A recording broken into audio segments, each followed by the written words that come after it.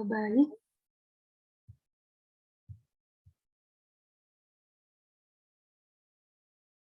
Baik, Assalamualaikum warahmatullahi wabarakatuh. Di sini saya kelompok 1, dan kami di sini akan menjelaskan mekanisme tidur dari berbagai teori. Selanjutnya, di sini terdapat beberapa anggota kami, ada 13 orang. Lalu kita mulai saja ke materinya. Apa itu tidur? Tidur adalah fenomena kompleks dan sangat terorganisir yang diatur terutama oleh pusat-pusat di formasi retikular pontin. Ada 2 tahap utama, yaitu tidur rapid eye movement dan non-rapid eye movement. Nah, tidur REM ini diatur terutama oleh neuron di persimpangan pontin otak tengah, terutama dorsolateral pontin formasi retikular fortelateral dan dari locus coeruleus. Sedangkan tidur NREM dihasilkan oleh kelompok neuron di nebus, hipotalamus anterior, preoptik daerah, dan medula, terutama bagian punggung formasi retikular medular dan soliter inti. Slide selanjutnya.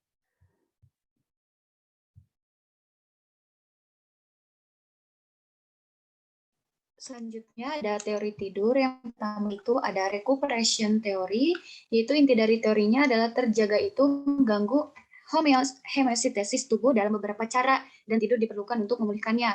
Fungsi tidur menurut teori ini adalah untuk memulihkan tingkat energi yang menurun selama bangun dan juga membersihkan racun dari otak dan jaringan lainnya yang terakumulasi selama terjaga. Intinya itu kantuk dipengaruhi oleh homeostasis. Yang kedua itu ada adaptasi teori. Inti dari teori ini adalah tidur itu bukan reaksi terhadap efek mengganggu dari terjaga, melainkan tidur itu merupakan hasil dari mekanisme waktu 24 jam internal. Fokus pada teori ini merupakan dari fungsi tidur, yaitu tidur tidak memainkan peran dalam fungsi fisiologis yang efisien dari tubuh. Selanjutnya, di sini ada 2 macam jenis tidur. Yang pertama, fase rapid eye movement atau REM. Selama tidur, mata bergerak cepat ke berbagai arah walaupun kelopak mata tetap tertutup. Pernapasan juga menjadi lebih cepat. Fase REM ditandai oleh atoni otot, aktivitas kortikal, desinkronisasi, bertegangan rendah dari EEG, dan gerakan cepat dari mata. Kedua, fase non-rapid atau eye movement NREM. Eye movement merupakan keadaan aktif yang terjadi melalui osilasi antar talamus dan korteks. Kumparan tidur merupakan sebuah ciri tahap tidur NREM yang dihasilkan dari hiperpolarisasi neuron GABA-RG dari nukleus retikulum talamus. Selanjutnya dilanjutkan oleh rekan saya. Terima kasih. Untuk materi ini 3 ukuran standar psikofisiologis tidur. Ada perubahan besar pada EEG manusia selama tidur malam. Meskipun gelombang EEG yang menyertai tidur umumnya bertegangan tinggi dan lambat, ada periode sepanjang malam yang didominasi oleh gelombang cepat bertegangan rendah yang serupa dengan yang terjadi pada individu yang tidak tidur. Untuk penemuan tahun 1950-an, yaitu kecepatan gerakan mata terjadi di bawah kelopak mata yang tertutup dari orang yang tidur selama periode aktivitas EEG bertegangan rendah dan cepat ini. Pada tahun 1962, yaitu Berger dan Oswald menemukan bahwa ada juga hilangnya aktivitas elektromiografi di otot leher selama periode tidur yang sama. Selanjutnya, elektroensefalogram, elektrokulogram, dan elektromiogram leher menjadi 3 basis psikofisiologi standar untuk menentukan tahapan tidur. Untuk materi selanjutnya, ada pula yang menurut sistem klasifikasi yang paling populer, yaitu ada 4 tahapan EEG tidur. Yang pertama ada tahap 1, yaitu adalah sinyal frekuensi tinggi bertegangan rendah yang mirip dengan tetapi lebih lambat dari sinyal terjaga. Dan ada tahapan kedua, memiliki amplitudo yang sedikit lebih tinggi dan frekuensi yang lebih rendah daripada tahap 1. Lalu yang tahap 3 ditentukan oleh kehadiran gelombang delta sesekali yang terbesar dan gelombang EEG paling lambat. Lalu yang terakhir ada tahap 4, mereka tinggal di sana untuk sementara waktu dan kemudian mereka mundur kembali melalui tahap tidur ke tahap 1. Lalu next slide.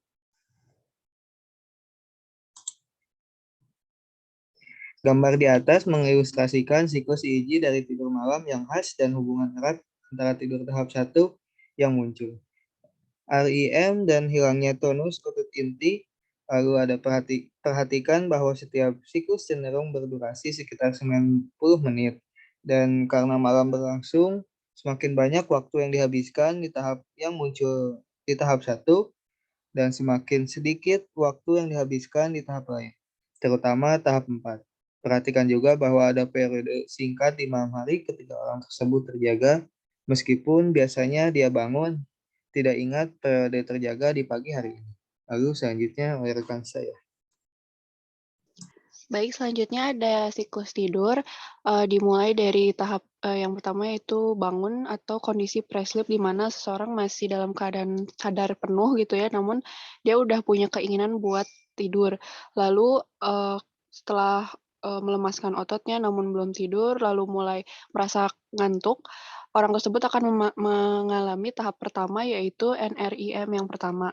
Lalu bila tidak bangun baik secara sengaja maupun tidak sengaja, ia akan terus masuk ke tahap kedua, lalu tahap ketiga, lalu tahap keempat, seterusnya. Nah, bila sudah mencapai tahap keempat, ia akan kembali lagi ke tahap ketiga, lalu kembali lagi ke tahap kedua. Lalu setelah itu, ia akan melanjutkan ke tahap selanjutnya yang disebut REM atau tahap kelima.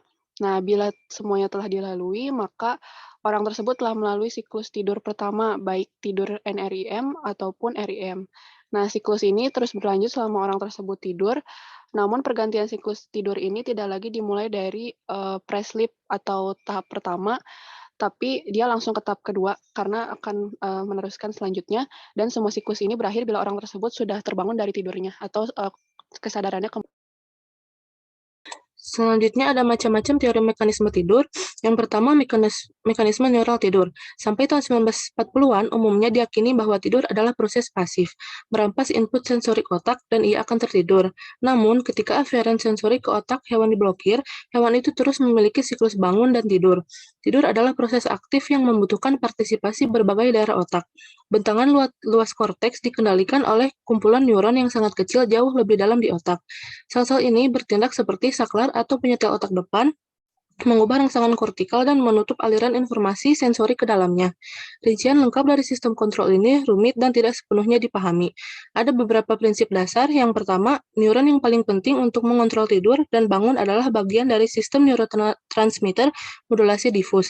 Yang kedua, neuron modulasi batang otak menggunakan neuroepinefrin dan serotonin selama bangun dan meningkatkan keadaan terjaga. Beberapa neuron yang menggunakan asetilkolin meningkatkan peristiwa REM kritis dan neuron kolinergik lainnya aktif selama bangun. Yang ketiga, sistem modulasi difus mengontrol perilaku ritmik talamus yang pada gilirannya mengontrol banyak ritme EEG korteks cerebral. Ritme talamus yang lambat dan berhubungan dengan tidur tampaknya menghalangi aliran informasi sensori ke korteks. Yang keempat, tidur juga melibatkan aktivitas di cabang-cabang difus yang turun sistem modulasi, seperti penghambatan neuron motorik selama bermimpi. Selanjutnya akan dijelaskan oleh rekan saya. Selanjutnya yaitu mekanisme tidur REM. Banyak area kortikal setidaknya sama aktifnya selama tidur REM seperti saat bangun. Misalnya neuron-neuron korteks motorik menyala dengan cepat dan menghasilkan pola-pola motorik intraorganisir yang berusaha untuk memerintah seluruh tubuh, tetapi hanya berhasil dengan beberapa otot mata dan telinga bagian dalam dan yang penting untuk pernapasan. Mimpi rumit dari tidur REM membutuhkan korteks cerebral, namun korteks tidak diperlukan untuk produksi tidur REM.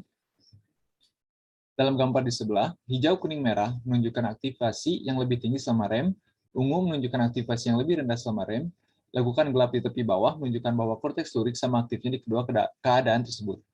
Gambar tersebut menunjukkan perbedaan aktivitas otak antara tidur REM dan bangun. Beberapa area, termasuk korteks visual primer, hampir sama aktifnya di kedua keadaan tersebut. Namun, area kortikal ekstrastriat dan bagian dari sistem limbik secara signifikan lebih aktif selama tidur REM daripada bangun. Sebaliknya, daerah lobus frontal terasa kurang aktif selama REM. Aktivitas rendah di lobus frontal menunjukkan bahwa integrasi tingkat tinggi atau interpretasi informasi visual ekstrastriat mungkin tidak terjadi, meninggalkan kita dengan dengungan citra visual yang tidak dapat diinterpretasikan. Baik, selanjutnya ada kontrol onset dan offset periode REM oleh neuron batang otak. Nah, warna hijau periode tidur REM, garis merah itu selesai non-REM adalah neuron kolinergik pons, dan mereka itu meningkatkan laju pembakarannya tepat sebelum permulaan tidur REM. Nah, garis biru itu selesai REM off, masing-masingnya itu adalah neuron noradrenergik dan serotonergik dari locus coeruleus dan rep nuclei, dan kecepatan pembakarannya itu meningkat tepat sebelum akhir tidur REM. Nah, batang otak bagian atas, locus coeruleusnya itu dan rep nuclei-nya itu berkurang hampir tidak ada sebelum timbulnya REM ini. Namun ada peningkatan tajam bersamaan dalam tingkat penembakan neuron yang mengandung ACH di pons. Nah, dan beberapa bukti itu menunjukkan bahwa neuron kolinergik itu menginduksi tidur REM. Mungkin aksi ACH itu selama tidur REM yang menyebabkan talamus dan korteks itu berperilaku seperti yang mereka lakukan dalam keadaan terjaga. Selanjutnya. Nah, sistem batang otak inti yang sama yang mengontrol proses tidur dari otak depan juga secara aktif menghambat neuron motorik tulang belakang. Nah, mencegah aktivitas motorik turun dan mengekspresikan dirinya sebagai gerakan yang sebenarnya. Ini tuh merupakan mekanisme adaptif melindungi kita dari diri kita sendiri. Selanjutnya.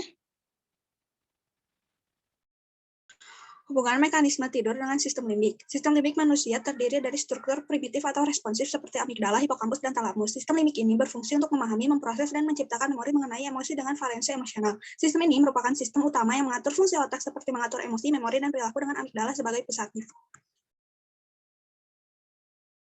Lalu ada faktor peningkat tidur, salah satu zat tidur utama adalah adenosin.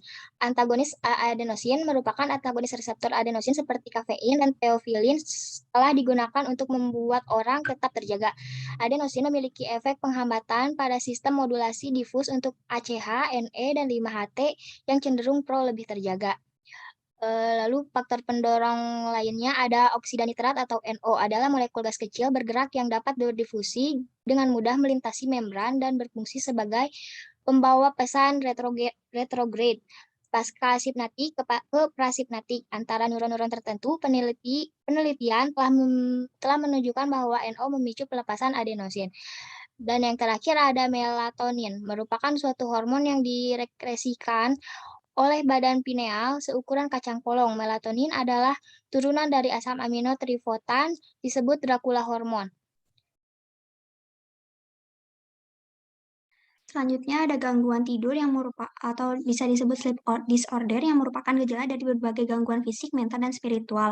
Ada insomnia, yaitu ketika orang mengalami kesulitan tidur bahkan ketika mereka lelah. Insomnia ini pemeliharaan tidur mengacu pada kesulitan untuk tetap tidur di malam hari. Ada hypersomnia, di mana siang harinya tetap mengantuk walaupun jam tidur sudah cukup sehingga dapat mengganggu aktivitas seseorang. Ada sleep apnea, yaitu berhenti aliran udara ke dalam paru-paru selama 10 detik berulang kali selama 10-20 kali per jam. Kemudian ada sleep disturbance, adalah gangguan tidur di mana kondisinya itu terputusnya tidur, yang mana pola tidurnya itu bangunnya seseorang berubah dari pola kebiasaannya. Nah, ada narkolepsi, di mana gangguan tidur ini membuat orang merasa sangat lelah di siang hari meskipun sudah cukup istirahat di malam sebelumnya. Kemudian ada restless leg syndrome, di mana gejala ini merupakan gejala terkuat di tempat tidur, menempatkan mereka pada peningkatan resiko untuk gangguan tidur dan masalah pemeliharaan tidurnya. Kemudian yang terakhir ada parasomnia, itu kayak berjalan, berbicara, atau makan saat sedang tidur. Yang terakhir perspektif Islamnya itu pada ayat ini tuh gini, intinya itu ada siang dan malam. Untuk Allah itu menciptakan siang dan malam untuk manusia tidur agar kita itu bisa mencharge energi lagi itu. Nah, pada hadis yang ini itu intinya itu gini, ada adab-adab sebelum tidur. Pertama itu kita menembahi kasur karena kita kan nggak tahu apa yang ada di kasur itu sebelum kita tidur, dan hendaknya itu pastinya kita harus membaca doa sebelum tidur. Nah, sekian dari kelompok kami. Apabila ada kesalahan, mohon maaf, dan apabila ada pertanyaan boleh di-drop di chat Zoom. Sekian dari kami. Wassalamualaikum warahmatullahi wabarakatuh. Waalaikumsalam warahmatullahi wabarakatuh. Terima kasih untuk kelompok pertama. Dipersilakan untuk kelompok 2 untuk presentasi.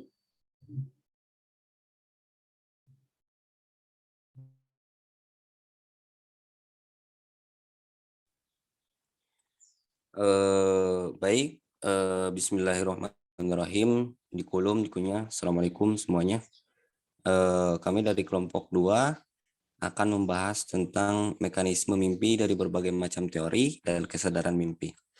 Di sini kami lalu di sini kami beranggotakan slide selanjutnya. Di sini kami beranggotakan seperti yang tertera pada gambar. Jadi untuk mengefisienkan waktu, langsung saja ke materi yang pertama yang akan dibahas oleh teman saya. Kepadanya dipersilakan.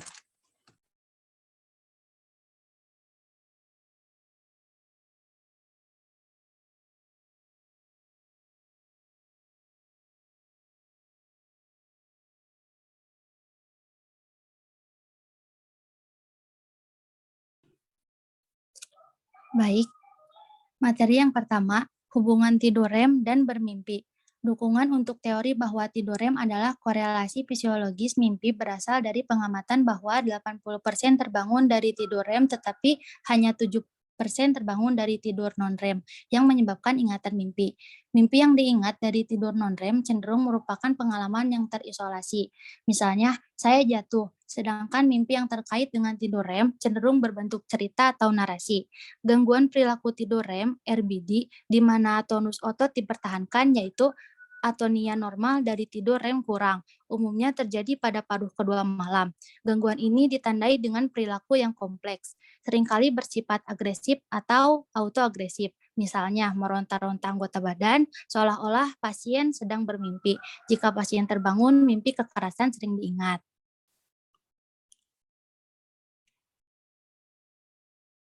Nah, ini gambar perjalanan tahapan EEG selama tidur malam yang khas dan hubungan EEG tahap 1 yang muncul dengan REM dan kurangnya nada pada otot inti.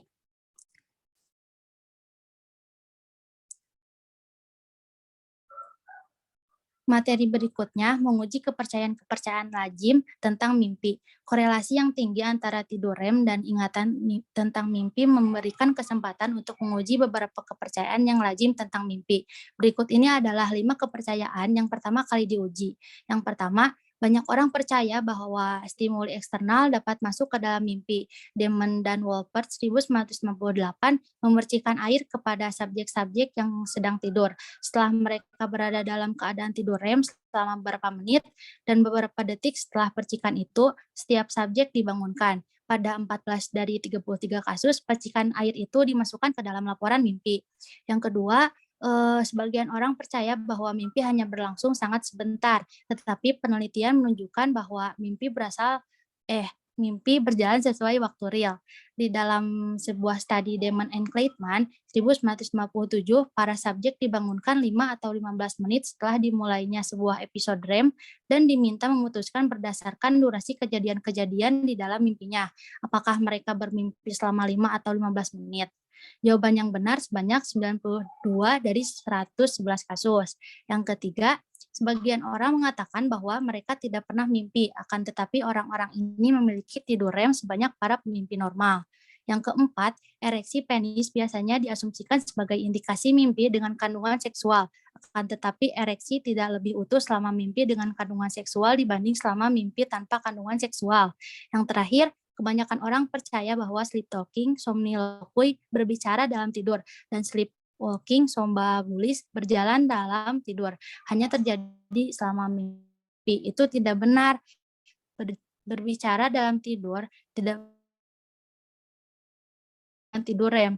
Hal itu terjadi di tahap manapun, tetapi sering terjadi selama transisi ke dalam keadaan bangun. Sedangkan berjalan dalam tidur biasanya terjadi selama tidur dalam gelombang lamban, ketika otot-otot cenderung sepenuhnya rilis. Dilanjutkan oleh rekan saya. Baik, selanjutnya materi tentang mekanisme tidur REM dan bermimpi. REM adalah suatu keadaan yang berbeda dari non-REM, bahwa kita akan mengharapkan beberapa perbedaan saraf yang jelas. Banyak area kortikal setidaknya sama aktifnya selama tidur REM seperti saat bangun. Misalnya, neuron-neuron korteks motorik menyala dengan cepat dan menghasilkan pola-pola motorik yang terorganisir yang berusaha untuk memerintah seluruh tubuh, tetapi hanya berhasil dengan beberapa otot mata dan telinga bagian dalam, dan yang penting untuk pernapasan. Mimpi rumit dari tidur REM tentu saja membutuhkan korteks cerebral, namun korteks tidak diperlukan untuk produksi tidur REM. Nah, di sini ada contoh gambar penggunaan pencitraan PET dan MRI dalam otak manusia yang bangun dan tidur telah memberikan gambaran sekilas yang menarik tentang pola aktivitas yang membedakan bangun dari tidur REM dan non-REM. Gambar di atas menunjukkan perbedaan aktivitas otak antara tidur REM dan bangun. Beberapa area termasuk korteks virtual primer hampir sama aktifnya di kedua negara bagian. Namun area kortikal ekstratrium dan bagian dari sistem limbik secara signifikan lebih aktif selama tidur REM daripada bangun. Sebaliknya, daerah lobus frontal terasa kurang aktif selama REM. Kontrol tidur REM seperti keadaan otak fungsional lainnya berasal dari sistem modulasi diffus di inti batang otak, khususnya PON. Tingkat penembakan dari dua sistem utama dari batang otak bagian atas, locus coeruleus dan rape nuclei, berkurang hampir tidak ada sebelum timbul REM. Namun ada peningkatan tajam bersamaan dalam tingkat penembakan neuron yang mengandung ACH di pons, dan beberapa bukti menunjukkan bahwa neuron kolinergik menginduksi tidur REM. Mungkin aksi ACH selama tidur REM yang menyebabkan talamus dan konteks berperilaku seperti yang mereka lakukan dalam keadaan terjaga. Nah, selanjutnya, next. Selanjutnya, materi tentang interpretasi mimpi, yaitu teori mimpi pemenuhan keinginan oleh Sigmund Freud. Sigmund Freud percaya bahwa mimpi dipicu oleh keinginan yang ditekan dan tidak dapat diterima, seringkali bersifat seksual. Dia berpendapat bahwa karena mimpi mewakili keinginan yang tidak dapat diterima, mimpi yang kita alami, mimpi nyata kita hanyalah versi tersamar dari mimpi nyata kita, mimpi laten kita. Dia berhipotesis sensor bawah sadar yang menyamarkan dan mengurangi informasi dari mimpi nyata kita, sehingga kita dapat tahan mereka. Dengan demikian, Freud menyimpulkan bahwa salah satu kunci untuk memahami orang dan menangani masalah psikologis mereka adalah dengan mengungkap makna mimpi laten mereka melalui interpretasi mimpi nyata mereka. Freud menjelaskan bahwa mimpi merupakan jembatan antara dunia eksternal dan perasaan. Kesan maupun keinginan terpendam, terresepsi. Mimpi adalah pemenuhan keinginan dari apa yang kita tidak mampu terwujudkan di dunia eksternal. Materi selanjutnya akan dijelaskan oleh teman saya. Selanjutnya ada teori aktivasi sintesis Hobson. Teori ini merupakan penjelasan dari segi neurobiologis tentang mengapa kita bisa bermimpi. Psikiater bernama Harvard J. Allen Hobson dan Robert McCarley mengajukan teori yang menunjukkan bahwa mimpi dihasilkan dari upaya otak untuk memahami aktivitas saraf yang terjadi selama kita tidur. Saat tidur, otak tetap bekerja secara aktif. Lalu model aktivasi sintesis menunjukkan bahwa mimpi disebabkan oleh proses fisiologis pada otak. Lalu bagaimana aktivitas otak saat tidur yang menyebabkan mimpi menurut teori ini? Berdasarkan gambar di samping, terdapat dua proses, yaitu aktivasi dan sintesis. Aktivasi berarti pengaktifan dan penembakan acak di sirkuit batang otak selama kita tidur REM. Setelah sirkuit ini diaktifkan, area sistem limbik yang terlibat dalam emosi, sensasi, dan ingatan, termasuk amigdala dan hipokampus menjadi aktif. Lalu bagian korteks cerebral mensintesis, menafsirkan, dan mencoba untuk menciptakan makna dari sinyal-sinyal ini, yang kemudian menghasilkan mimpi. Pada dasarnya, otak sangat terikat pada pencarian makna sehingga ia menghubungkan atau bahkan menciptakan makna ketika hanya sedikit atau tidak ada sama sekali data yang diminta untuk diproses menurut Hobson. Sehingga dengan bermimpi, otak kita bekerja dengan sangat kreatif, mengkombinasikan berbagai informasi dan elemen kognitif sehingga menghasilkan ide-ide baru. Proses ini bisa diibaratkan seperti kita menatap awan, lalu tiba-tiba melihat wajah atau gambar-gambar di antara awan-awan tersebut. Fakta sebenarnya, awan terpola secara acak, tetapi otak kita yang berusaha sebaik-baiknya untuk memahami pola acak itu hingga memunculkan suatu makna. Boleh next slide?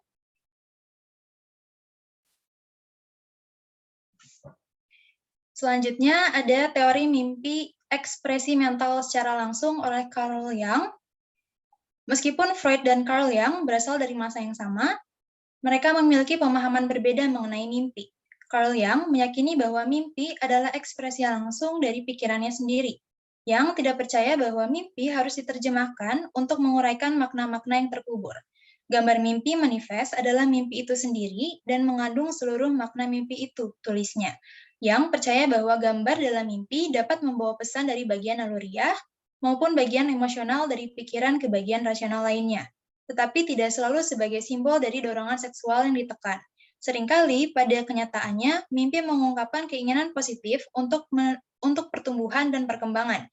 Sebagai tambahan, yang percaya bahwa mimpi terpenting yang kita miliki adalah produk dari apa yang disebut ketidaksadaran kolektif, yang mencerminkan catatan pengalaman yang diwariskan dari spesies manusia.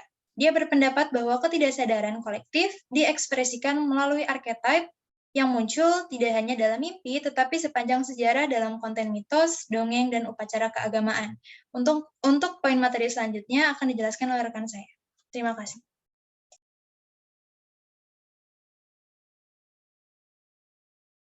Baik, selanjutnya ada teori mimpi simulasi ancaman oleh Andri Rivanso. Secara khusus, Rivanso ini mengusulkan agar kita bermimpi untuk mensimulasikan peristiwa yang mengancam, seperti serangan fisik, ancaman terhadap hubungan sosial, atau ancaman terhadap mata pencarian seseorang. Dan simulasi tersebut memungkinkan kita untuk memprediksi dan merespon ancaman tersebut lebih baik ketika kita bangun. Rivanso berpendapat bahwa bermimpi pada manusia berevolusi sebagai sarana untuk mensimulasikan peristiwa yang mengancam dalam realitas virtual yang aman diciptakan oleh otak selama tidur. Otak dengan demikian menerima informasi yang dihasilkan secara internal tentang perintah motorik yang dikeluarkan dan menghitung konsekuensi yang diharapkan dari perintah tersebut. Sistem sensorik tidak diberitahu bahwa perintah ini sebenarnya tidak dilakukan oleh otot, oleh karena itu ilusi gerakan muncul. Untuk otot depan dan khususnya area motorik korteks, bermimpi tentang melarikan diri dengan berlari atau memanjat pohon identik dengan pengalaman nyata melakukan tindakan tersebut selama bangun. Tindakan yang diimpikan secara pengalaman dan neurologis nyata, kata Rivanso. Dengan demikian, latihan perilaku bertahan hidup yang terjadi dalam mimpi ini dapat benar-benar secara efektif, terlepas dari apakah kita mengingat mimpi itu atau tidak. Lalu baik selanjutnya mengenai perspektif Islamnya. Kan bahwa pada sebelumnya itu masa lalu mimpi para nabi atau rasul atau wali Allah ini seringkali menjadi suatu petunjuk yang diyakini sebagai pesan dari Allah terhadap orang pilihannya. Nah, maka tidak heran bahwa dalam menentukan hukum syariat ini Nabi Muhammad SAW menjadikan dasar penetapannya pada sebuah mimpi yang dialami oleh para sahabat. Akan tetapi, tidak semua mimpi yang dialami oleh seseorang pada masa ini dapat dijadikan sebagai petunjuk. Sebab ada kemungkinan mimpi yang dialami bukan berasal dari petunjuk Allah, tapi karena bisikan setan atau tersibukannya seseorang dalam memikirkan suatu objek tertentu sehingga objek itu terbawa dalam mimpinya. Diperkuat dengan hadis yaitu yang artinya mimpi itu ada 3, mimpi baik yang merupakan kabar gembira dari Allah, mimpi karena bawaan pikiran seseorang ketika terjaga, dan mimpi menyedihkan yang datang dari setan. Jika kalian bermimpi sesuatu yang tak kalian senangi, maka jangan kalian ceritakan kepada siapapun, berdirilah dan sholatlah. Hadis riwayat Muslim. Lalu bagaimana kita membedakannya?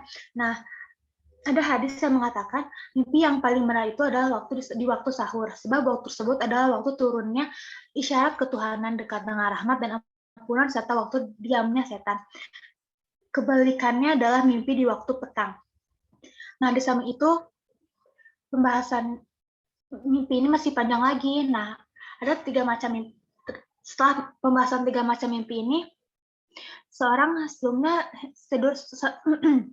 Hendaknya seseorang mesti mempersiapkan kematiannya sebaik mungkin, karena ketika tidur, sejatinya jiwanya sedang berada dalam genggaman Allah. Kalau menghendaki dia hidup, maka roh itu akan dikembalikan jasadnya. Kalau menghendaki dia mati, maka rohnya tidak akan dikembalikan lagi. Sebagaimana firman Allah dalam Quran Surat Az-Zumar ayat 42 yang artinya, Bismillahirrahmanirrahim, Allah memegang jiwa orang ketika matinya dan memegang jiwa orang yang belum mati di waktu tidurnya.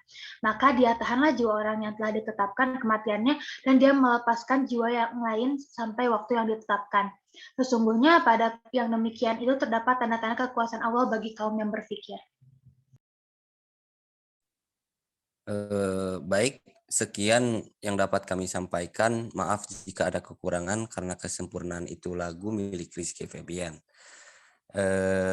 Jika ada kurangnya saya minta maaf, dan jika ada lebihnya tidak usah dikembalikan karena saya orangnya yang ikhlas. Hidup kesepian tanpa kekasih, cukup sekian dan terima kasih. Kue bolu, kue putu, udah dulu kami pamit. Assalamualaikum warahmatullahi wabarakatuh. Saya kembalikan ke moderator utama. Waalaikumsalam warahmatullahi wabarakatuh. Pembawaan yang sangat menarik. Terima kasih untuk kelompok 2 yang sudah mempresentasikan hasil diskusinya. Baik, untuk kelompok terakhir, dipersilakan untuk kelompok 3 untuk share screen terlebih dahulu.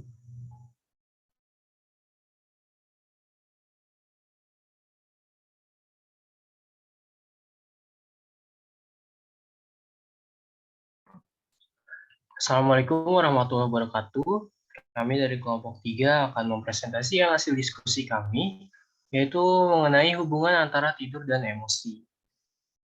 Adapun anggota dari kelompok 3 ada Siva Putri, Anggia, Husna, Dava, Aulia, Raffi, Fian, Zahra, Ringga, Pania, dan Resma. Pertama, kita akan mengetahui dulu nih pengertian dan hubungan antara tidur dan emosi. Jadi Charles Darwin di bukunya yaitu The Expression of the Emotions in Man and Animals mengklaim bahwa emosi bertindak sebagai sifat untuk membantu dalam tujuan komunikasi, sehingga ini membantu kelangsungan hidup spesies. Di karyanya, Darwin mencoba menjelaskan bagaimana beberapa ekspresi dari emosi berevolusi menjadi kebiasaan yang berguna bagi manusia dan hewan. Konsep emosi primer dan sekunder juga ditemukan oleh John B. Watson. Jadi John B. Watson dari studinya tentang bayi menyimpulkan bahwa ada 3 reaksi emosional bawaan, ada takut, marah, dan gusar. Emosi sekunder lainnya dikembangkan dari ketiga ini setelah menjelaskan beberapa dengan pengkondisian seperti warna primer dan sekunder. Kemudian ada salah satu teori paling awal tentang emosi yang dikemukakan oleh psikolog William James. Dia mengutip, "We feel sorry because we cry, angry because we strike, afraid because we tremble." Teori ini diteruskan oleh William James dan Carl Lange di akhir abad ke-19 yang dikenal sebagai teori James-Lange, mengusulkan urutan peristiwa dalam keadaan emosional. Pertama, kita memahami situasi yang akan menghasilkan emosi. Kemudian selanjutnya kita bereaksi terhadap situasi tersebut. Dan terakhir kita memperhatikan, menyadari reaksi kita terhadap situasi yang kemudian terbentuklah emosi. Ini ada gambar, ada hal yang terjadi jika kekurangan tidur. Mari kita bahas dari yang paling kiri dulu. Ini ada penelitian bagaimana ada 58% anak yang mengalami kekurangan tidur. Di sini terlihat 68% mengalami masalah konsentrasi, 75% mengalami masalah kontrol impuls, 72% mengalami resiko anxiety, 54% mengalami masalah agresi, dan di angka yang sangat besar 97% mengalami resiko depresi. Dan kemudian kita geser ke gambar selanjutnya, di sebelahnya kita akan melihat apa yang terjadi ketika kita sedang tidur. Jadi pertama, memori kita terkonsolidasi. Jadi memori kita terkonsolidasi, di mana kalau kita kurang tidur, yang ada di ingatan kita hanyalah memori short term aja. Ini contoh kasusnya, misal kalau kita belajar kebut semalam, yang kita ingat ya cuman sebentar aja. Nanti kita nggak bakal ingat, karena kita kurang tidur tadi. Terus juga kita akan memiliki kemampuan untuk berkonsentrasi lebih kalau kita tidur. Kita juga akan lebih maintain kesehatan fisik dan mental kita. Metabolisme kita juga berjalan dengan baik. Kemudian ini ada efek dari kita kurang tidur. Ini ada, mungkin bisa di slide selanjutnya yang lebih lengkap. Di sini ada di sini mulai dari otak, ada masalah dari level anxiety, bisa juga ke berat badan, bisa juga ke imun, banyak sekali hal-hal yang berkaitan. Dan ini adalah angka di mana umur seseorang harus tidur cukup. Ini berkaitan dengan emosi mereka. Mulai dari anak umur 0 sampai 3 bulan yang harus tidur 14 sampai 17 jam, usia remaja yang 8 sampai 10 jam, dan dewasa 7 sampai 9 jam. Kalau kurang, ini akan berpengaruh terhadap emosi mereka. Selanjutnya, untuk tidur emosi dan otaknya, kita bisa melihat bahwa ada bagian paling terlibat nih, ada hipokampus dan neokortex. Hipokampus ini bertanggung jawab untuk belajar dan mengingat meski kekuatan sinaptiknya sebenarnya berubah sangat cepat, tapi dia bertanggung jawab untuk belajar dan mengingat apa yang terjadi. Jadi selama kita tidur, kita mengingat apa yang terjadi seharian. Nah, itu tugasnya hipokampus. Dan juga neokortex, dia menjadikannya tempat yang dapat diandalkan untuk menyimpan ingatan jangka panjang. Jadi sederhananya, konsolidasi memori adalah suatu proses di mana hipokampus memberikan memori yang baru terbentuk ke neokortex yang lebih lambat belajar dan kurang rentan terhadap kehilangan data. Selanjutnya dilanjutkan oleh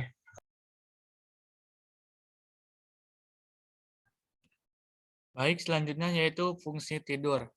Nah, tidur ini mempunyai fungsi restoratif, yaitu fungsi pemulihan kembali bagian-bagian tubuh yang lelah, merangsang pertumbuhan, serta pemeliharaan kesehatan tubuh. Contohnya itu seperti berpengaruh terhadap produktivitas, menjaga kestabilan emosi, menjaga kesehatan otak, menjaga kesehatan jantung, menjaga fungsi imun tubuh, kreativitas, vitalitas, hingga menjaga berat badan stabil. Selanjutnya, tidur dan pembentukan memori emosional. Ada penelitian menunjukkan bahwa kurangnya tidur sebelumnya secara signifikan merusak kemampuan untuk belajar di hari berikutnya yang efektif dari pengalaman baru di banyak spesies. Selain itu, kurangnya tidur juga tampaknya mengganggu pembelajaran kategori afektif yang berbeda untuk tingkatan yang berbeda dan berpotensi juga menciptakan ketidakseimbangan dalam dominasi memori emosional negatif.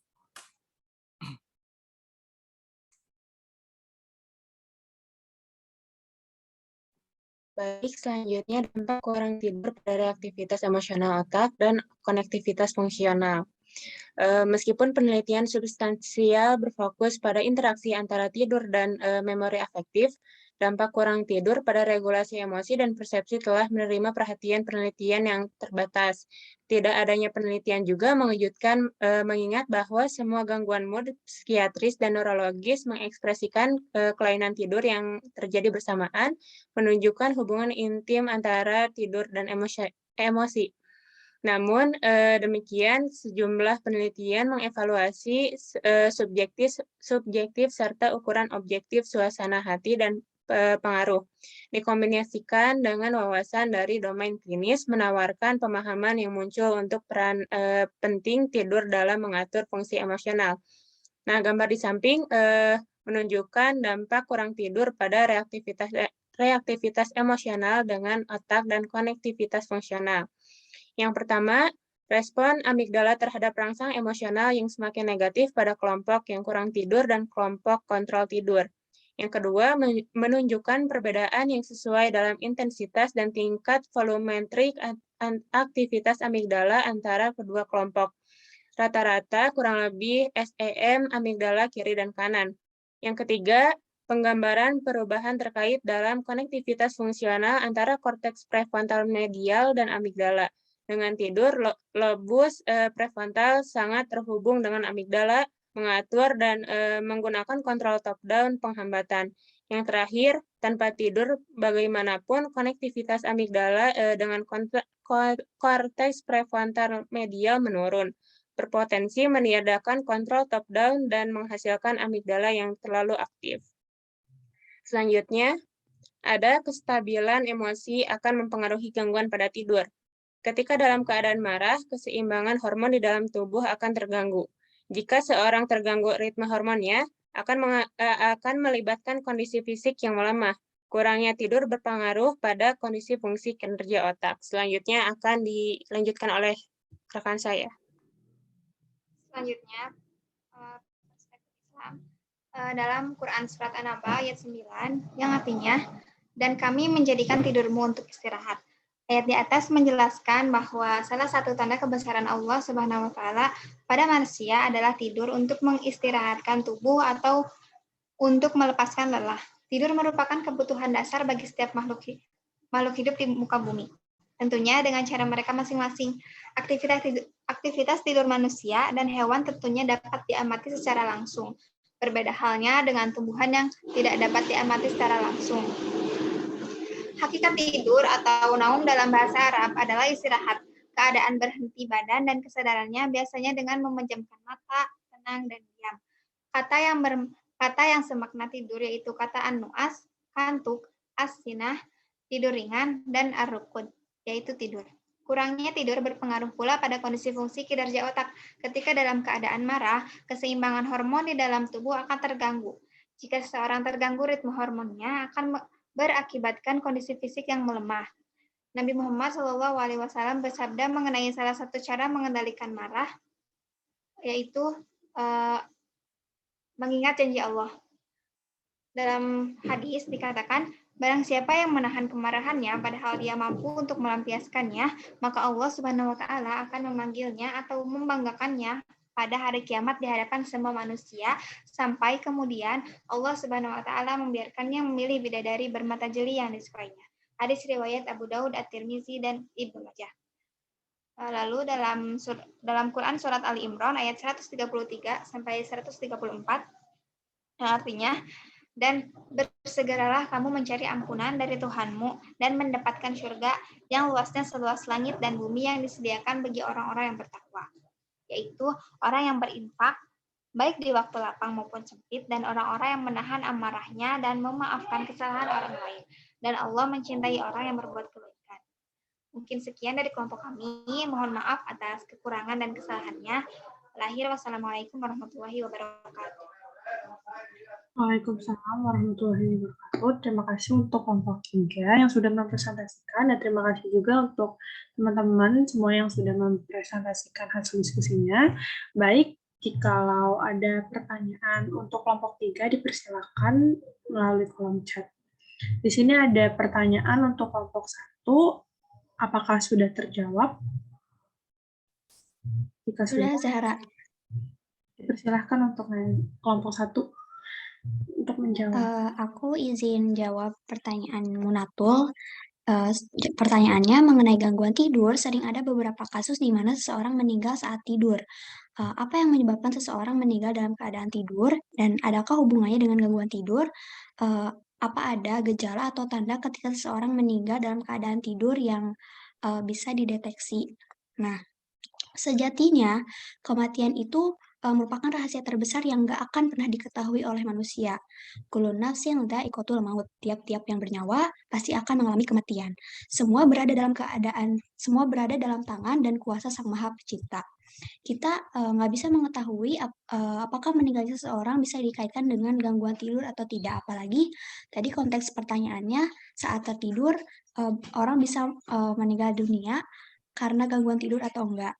Nah, namun, jika hal tersebut ada kaitannya, maka dalam gangguan tidur ada yang disebut dengan sleep apnea. Tadi yang udah dijelasin dalam slide di kelompok 1, sleep apnea ini bisa menyebabkan seseorang meninggal dunia saat tidur. Sleep apnea terjadi ketika seseorang berhenti bernapas saat tidur selama 10 detik, kemudian berulang hingga 5 kali dalam 1 jam.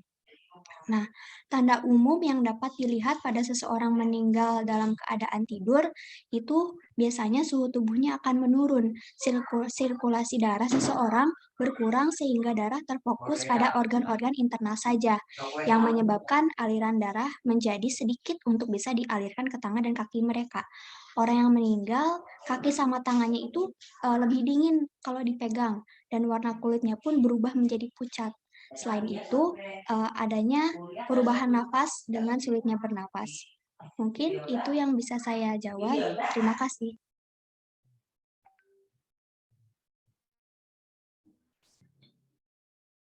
Oke, baik.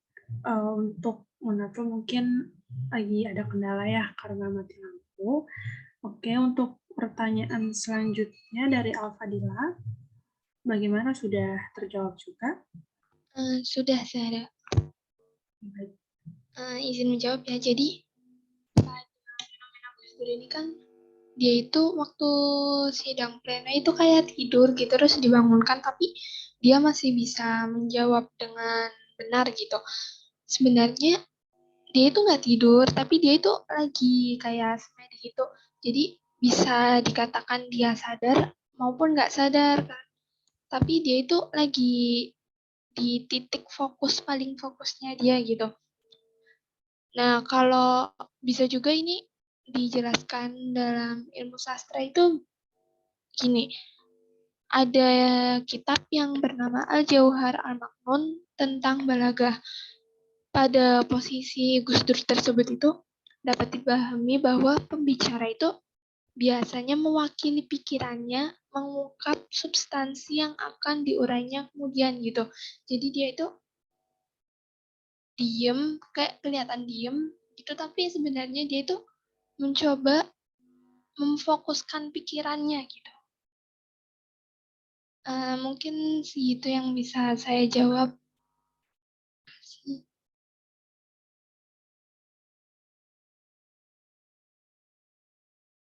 Oke, baik. Terima kasih untuk kelompok 1. Untuk Bu Ambar, apakah ada tambahan untuk menambah jawaban dari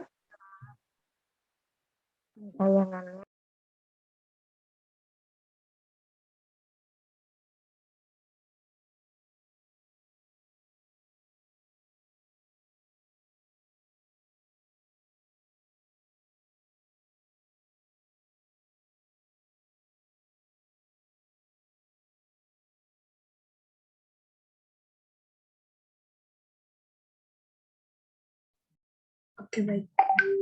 Untuk kelompok 2,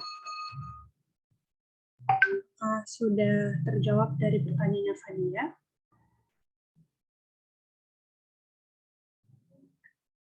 Sebelumnya kalau ada pertanyaan yang tidak cukup dijawab di Zoom, bisa dikirim melalui chat WhatsApp ya.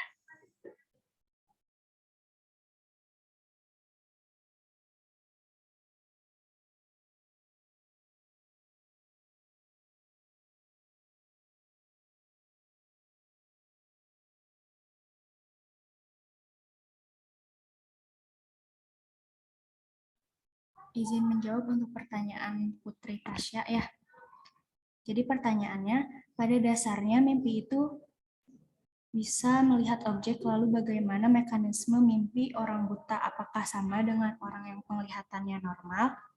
Jawabannya itu kan sama seperti manusia normal umumnya. Jadi penyandang tunanetra bisa mengalami mimpi juga. Namun mimpi tersebut berbeda dengan mimpi orang normal. Jadi penyandang tunanetra itu bisa bermimpi ketika seperti kita, tapi mimpinya dihasilkan dari fungsi otak, bukan dari indera penglihatan atau mata. Nah, penyandang tunanetra menggunakan indera lainnya yang dimiliki seperti penciuman, pendengaran, sentuhan, atau rasa. Karena merasakan lingkungan dengan indera lainnya, maka mimpi yang dialami oleh tunanetra berasal dari elemen yang biasanya melibatkan berbagai pengalaman yang dimiliki oleh tunanetra, mulai dari suara, sentuhan, aroma, gerakan, bahkan ketakutan. Ada juga para peneliti menemukan bukti yang menunjukkan bahwa mimpi orang buta sebagian besar mirip dengan orang awam, dengan beberapa pengecualian. Orang buta memiliki lebih sedikit impian tentang kesuksesan atau kegagalan pribadi. Yang pertama, orang buta cenderung tidak bermimpi tentang interaksi agresif. Yang kedua, orang buta tampaknya lebih sering bermimpi tentang binatang, seringkali anjing pembantu mereka. Yang ketiga, beberapa orang buta melaporkan lebih sering bermimpi tentang makanan atau makanan. Terima kasih. Baik, terima kasih untuk dukungan sebagai perwakilan kelompok. Sebelum untuk melanjutkan ke pertanyaan selanjutnya, apakah Bu Ambar ingin menambahkan jawabannya? Dipersilahkan jika akan menambahkan.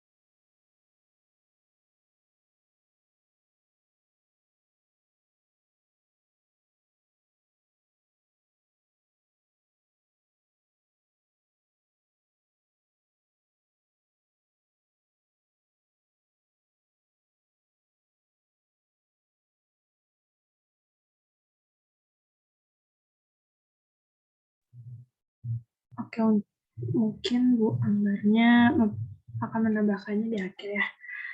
Ada lagi pertanyaan dari kelompok 2. Dipersilakan kalau sudah ada jawabannya disampaikan terlebih dahulu. Baik, izin menjawab pertanyaan dari Wulan. Jadi biasanya penyebab kita tidak bisa mengingat mimpi setelah bangun dari tidur itu biasanya dikaitkan dengan proses tidur yang tidak mencapai tahap REM gitu. Umumnya karena mimpi itu terjadi ketika kita memasuki tahap REM. Di tahap REM ini kan mata akan bergerak dengan cepat tanpa sadar dan otot sekujur tubuh tidak aktif. Tapi ketika kita tidak ingat mimpi, bisa jadi fase ini tidak terjadi atau berada di fase menjelang sadar. Dalam hal ini, konsumsi obat tertentu bisa menekan tidur REM. Salah satunya seperti obat antidepresan yang memiliki pengaruh yang kuat dengan menunda timbulnya atau mengurangi jumlah tidur REM. Selain itu, alkohol juga dapat bertindak sebagai penekan tidur REM. Selain itu, gangguan tidur juga dapat mempengaruhi ingatan mimpi. Gangguan sleep apnea obstruktif yang tidak diobati juga dapat berkontribusi pada tidur REM karena terjadi gangguan pernapasan akibat relaksasi otot-otot saluran nafas. Sebagai tambahan, kebiasaan tidur yang buruk, stres, dan kondisi kejiwaan juga dapat mengganggu tidur dan mempengaruhi ingatan terhadap mimpi.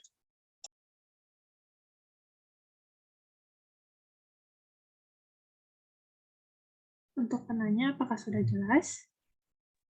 Ya, sudah jelas. Terima kasih. Mungkin kalau misal belum memuaskan, akan dijelaskan oleh Bu Ambar di akhir nanti kelompok 3. Masih ada satu pertanyaan lagi untuk kelompok 2.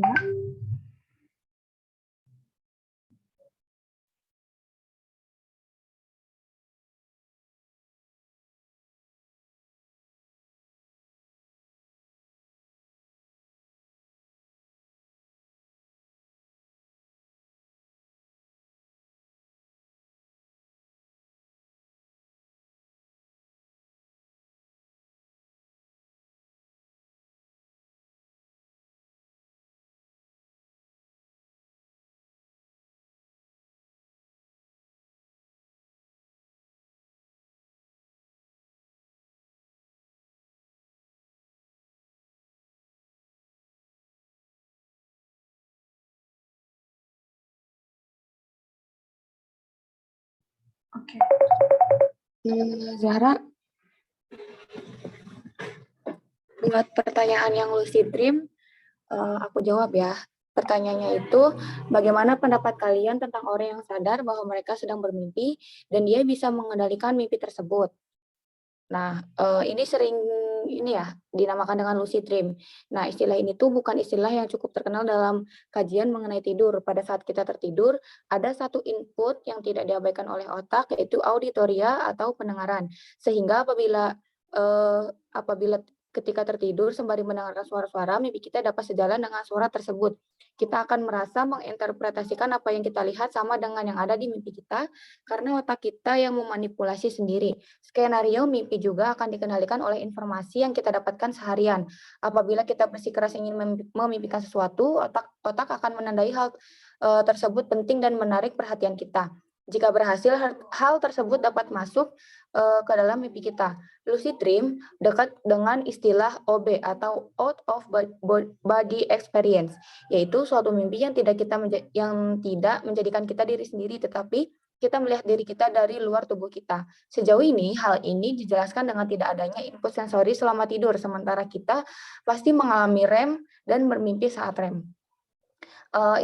Interpretasi kita terhadap mimpi merupakan hasil kerja otak kita sendiri. Hal ini akan makin mudah, lebih mudah terjadi karena saat terbangun kita memikirkan mimpi yang kita rasakan tidak biasa dan ditandai penting oleh otak, sehingga saat malam hari kita cenderung untuk mengulang mimpi itu kembali. Lucid dream ini nggak bisa dirasain sama semua orang, namun jika seseorang merasakan salah satu, secara signifikan dia akan mengalami yang lainnya. Terima kasih. Baik, terima kasih untuk Munatul.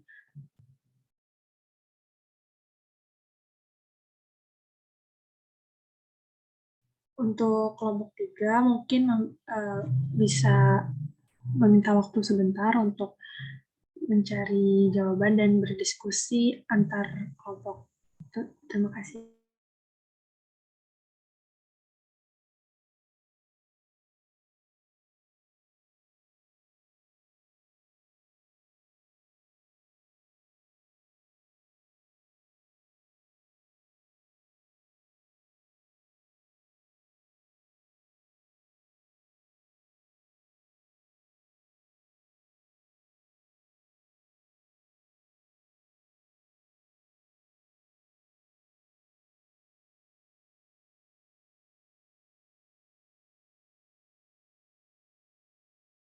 Maaf sebelumnya, ada satu pertanyaan lagi untuk kelompok 2 yang belum terjawab.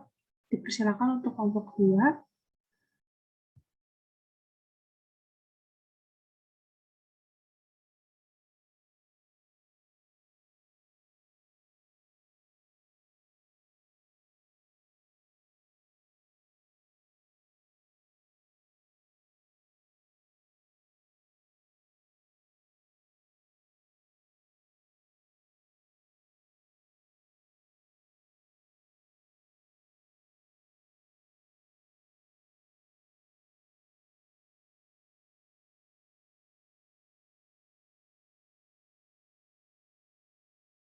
Izin menjawab untuk pertanyaannya Fadia.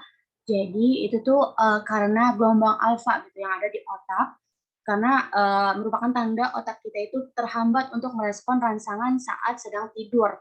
Jadi baik orang yang ingat mimpinya atau yang tidak ingat, itu gelombang alfa itu mengalami penurunan gitu saat mereka misalnya dipanggil namanya ketika bangun. Tapi orang yang ingat mimpinya itu mengalami waktu penurunan gelombang yang lebih lama, yang menjadi tanda bahwa otak mereka lebih aktif saat mendengar. Nah, Shelby Harris, ahli gangguan tidur itu menjelaskan bahwa penurunan gelombang alfa itu tidak ada hubungannya dengan seberapa tenang kita tidur gitu. Jadi orang yang cenderung mengingat mimpinya biasanya itu karena gelisah, karena biasanya orang-orang ini terbangun di tengah-tengah tidurnya.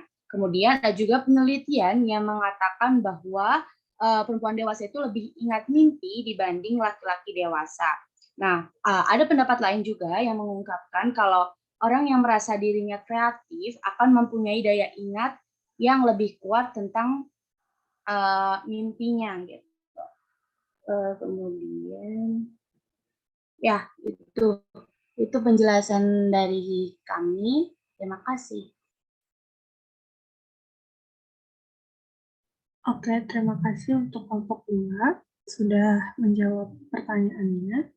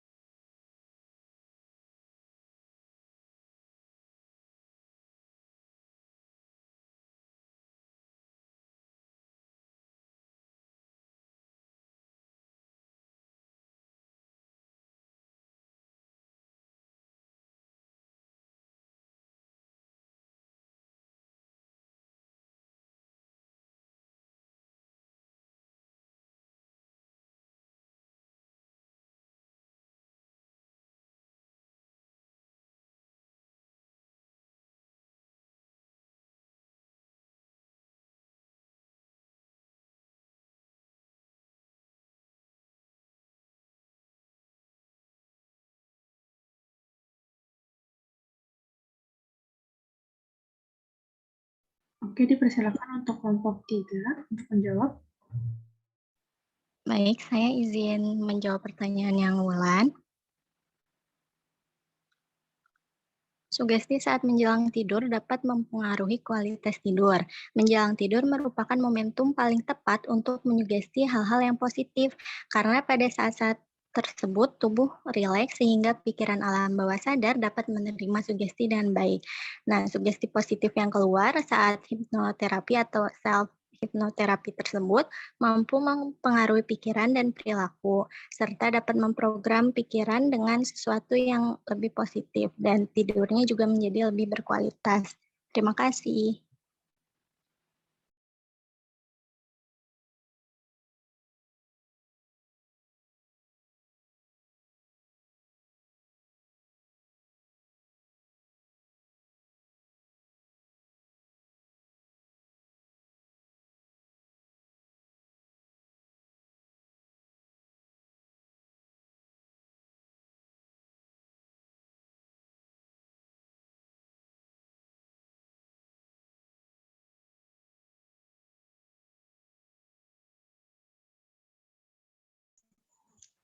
Baik, izin menjawab dari pertanyaan Deva, kenapa kenapa ketika di malam hari otak itu lebih baik digunakan. Itu karena penyebab mengapa orang lebih produktif di malam hari, karena pada malam hari kita mengalami distraksi sehingga kita bisa lebih fokus dalam mengerjakan tugas dan menjadi lebih produktif. Terima kasih. Baik, terima kasih. Apakah Geva sudah terjawab pertanyaannya?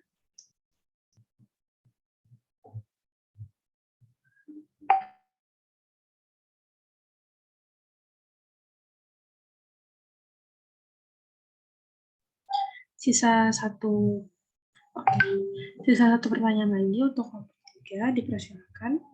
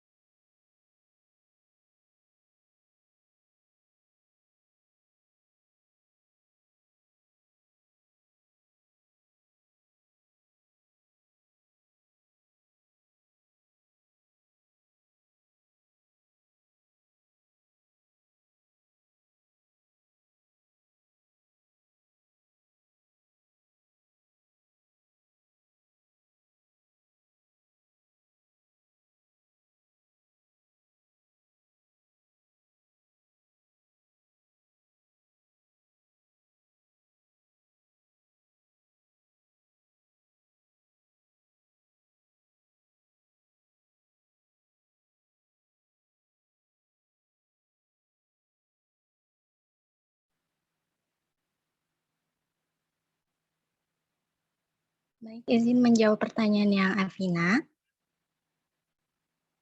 Tidur dalam keadaan marah membuat seseorang sulit menekan ingatan negatif. Maka dari itu, cobalah menyelesaikan semua masalah sebelum tidur. Usahakan untuk tidak tidur dalam keadaan marah. Para ilmuwan mengungkapkan bahwa kualitas tidur mempengaruhi kesehatan mental seseorang secara keseluruhan.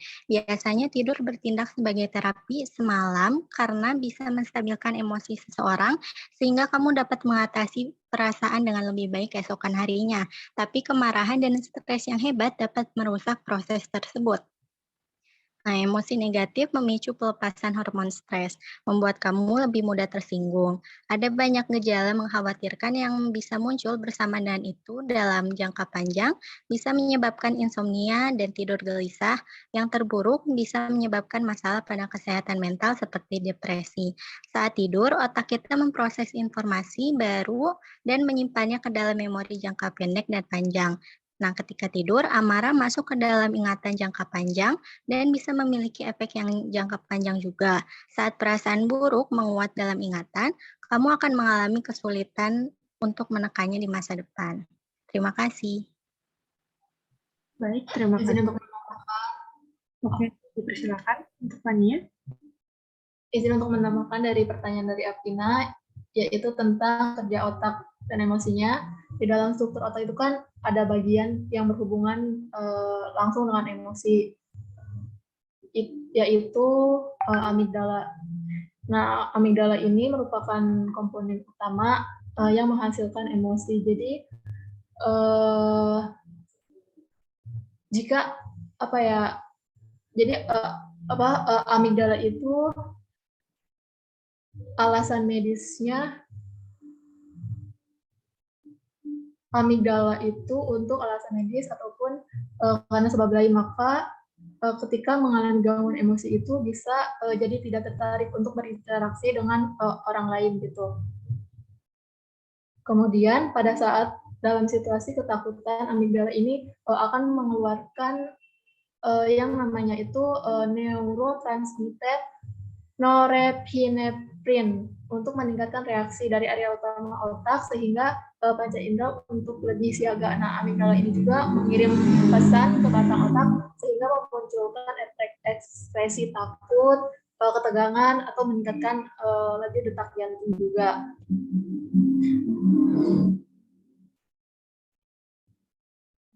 Mungkin itu saja yang dapat saya sampaikan. Terima kasih. Izin menambahkan boleh? Boleh, dipersilakan. Jadi kan ketika seseorang sedang mengalami tekanan batin atau sedang depresi atau bisa jadi dia habis menangis, jadi kan aktivitas ini itu mengeluarkan banyak energi ya, jadi bisa mengambil alih dari semua kinerja tubuh. Terus umumnya itu pada keadaan seperti ini detak jantung itu akan meningkat dan pernapasan akan melambat. Terus depresi, stres, dan ketegangan seperti ini itu akan menyebabkan tubuh menjadi mudah lelah. Nah, jadi akibatnya itu otak akan mengirimkan sinyal ke tubuh untuk beristirahat. Itu. Sekian dari saya. Terima kasih.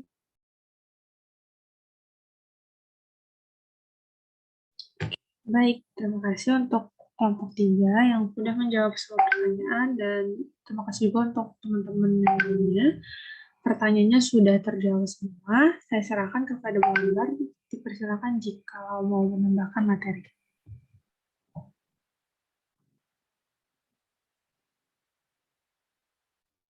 Nah, terima kasih moderator yang sudah memandu acara ini dengan baik. Juga untuk ketiga kelompok yang sudah presentasikan dengan baik tentang tidur dan mimpi. Kalau kita lihat ya, dalam Islam, tidur itu, mimpi itu bisa menjadi 3 bagian ya. Bisa jadi mimpi adalah petunjuk dari Allah Subhanahu wa Ta'ala untuk orang-orang tertentu. Bisa jadi mimpi merupakan bunga tidur, dan bisa jadi mimpi merupakan gangguan dari setan atau jin. Nah, ketika orang bermimpi itu banyak faktor yang mempengaruhi. Demikian pula dengan kondisi tidur. Di antaranya tadi ya, kondisi fisik dan psikis ketika sebelum tidur.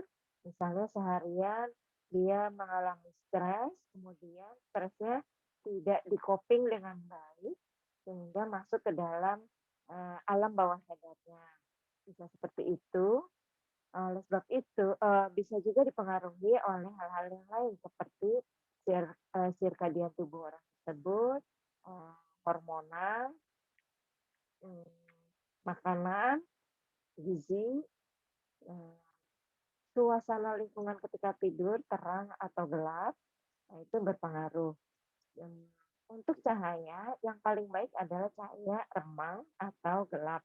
Karena mata itu ketika tidur dalam kondisi terang, dia masih bekerja menyerap cahaya sehingga dapat mempengaruhi kualitas tidurnya.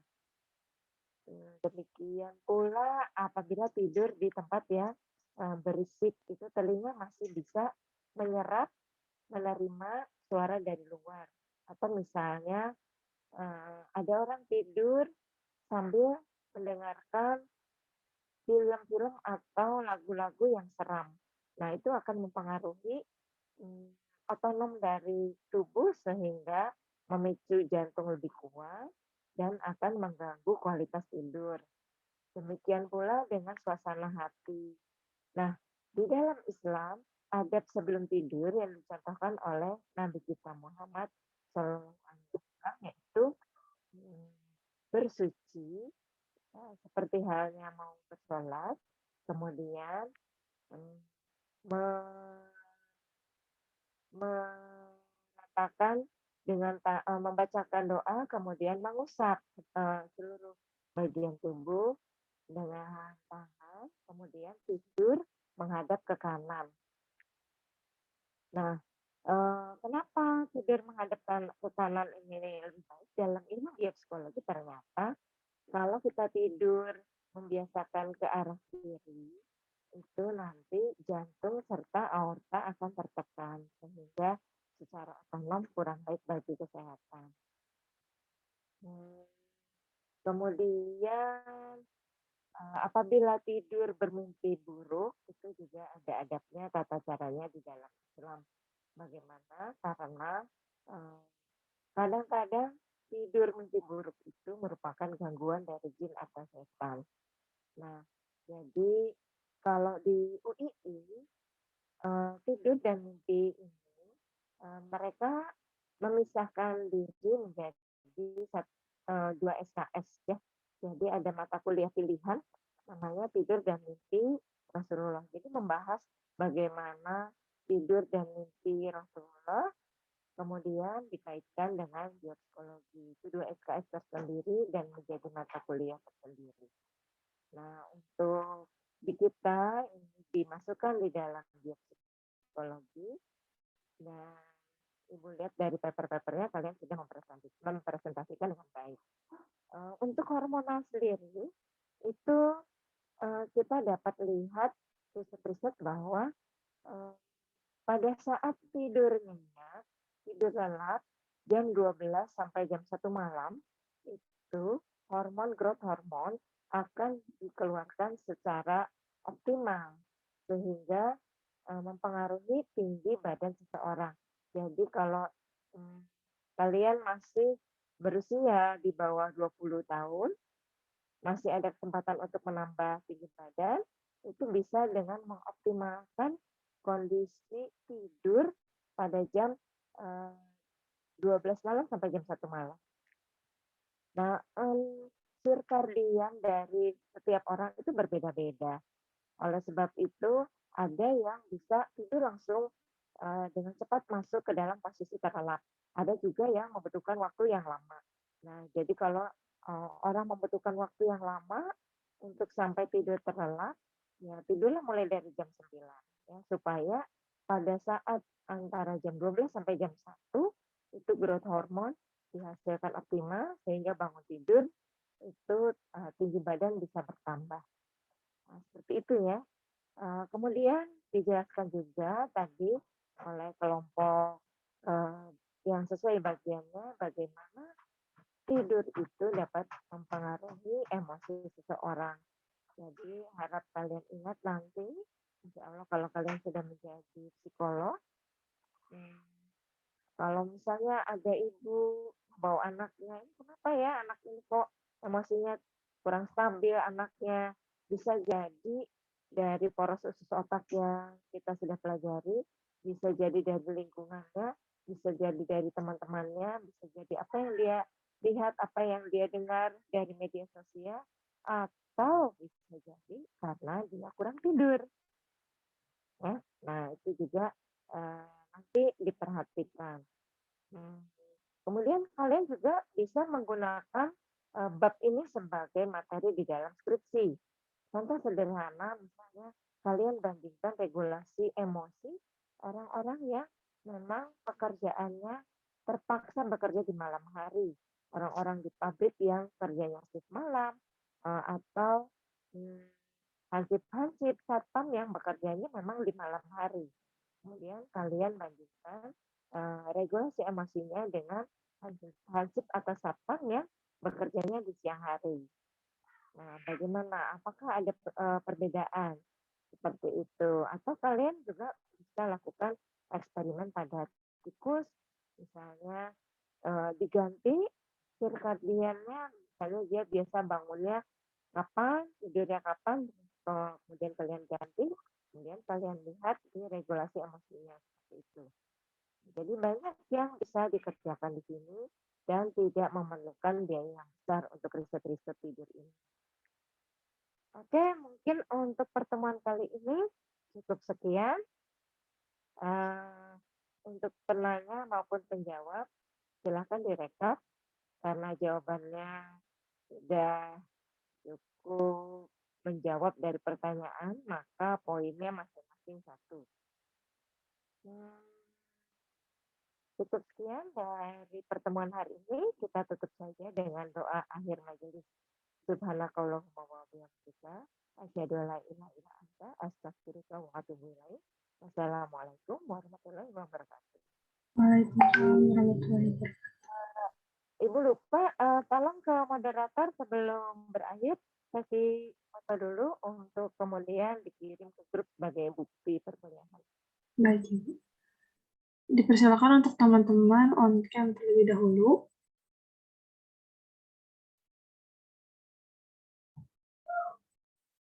Ditunggu sampai 11.25 ya.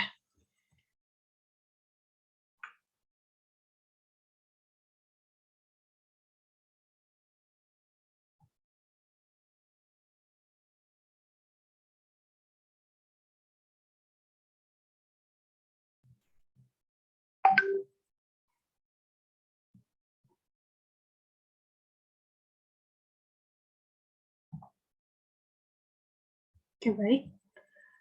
Untuk pengambilan foto, dipersilakan untuk ambil gaya yang terbaik menurut kalian. Dimulai dari slide 1. 1, 2, 3. Tahan. 1, 2, 3. Sudah. Terima kasih semuanya dan terima kasih kepada Ibu.